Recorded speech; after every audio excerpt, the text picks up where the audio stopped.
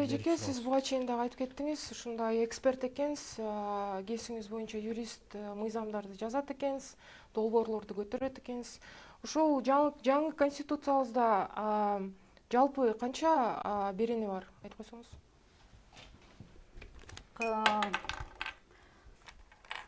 Өтө татаал суроо. Конституциянын беренелеринин санын эсептеген жокмун, туура эле признаваться этишим керек.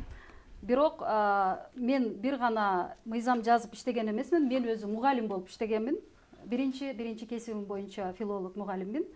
Мектепте иштеп, андан кийин завуч болуп, директордун орун басары болуп, директор болуп, андан кийин акимиатка өтүп, ошентип тепкичтер менен келгем. Ошон үчүн мен мыйзам жазуу бул менин кесибим болбосо да кесип кылып алдым. Себеби бардык көйгөйлөрдү көргөндөн кийин ошол мыйзам жазууга өттүк.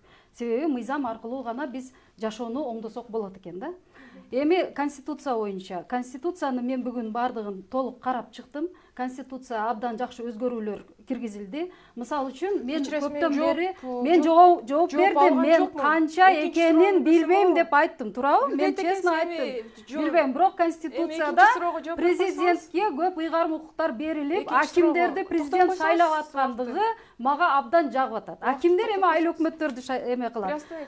Шайлап назначать этет. Себеби айыл өкмөттөрдү мурун эл шайлап атканда ошол жерде да коррупция болуп атканда, мен азыр конституция жөнүндө сөз болгон үчүн мен конституцияга кирген өзгөрүүлөрдүн кандай жакшы жактарын айтышым керек. Эми канча статья бар экенин действительно билбегендигимди мен мойнума алдым. Себеби мен аны эсептеп чыккан жокмун. Себеби мен содержаниясына карадым, мазмунуна карадым. Кайсы пункттарга сиз бир эле суроо бергенге укугуңуз бар, кайсы пункттарга өзгөрүп кирген. Айыл өкмөттөр жөнүндө айтсам, мисалы үчүн мен өзүм Лейлек районундагы бир Лейлек айыл өкмөтүнүн Лейлек айылынан болом.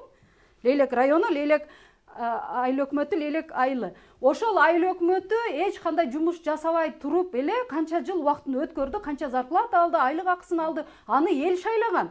Бирок эл ошентип кандай шайлайт, мен ошого түшүнбөй жүрөт элем да. Азыр эми президент акимди дайындаса, аким айыл өкмөтүн дайындаса, мен ойлойм жакшы жыйынтыктар берет. Мына эми убактыңыз бар, суроо бериңиз.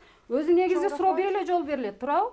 Канча саны, статьянын саны деди. Мен айттым, статьянын санын мен эсептеген жокмун, бирок мазмунуга карадым. Эл партиясы.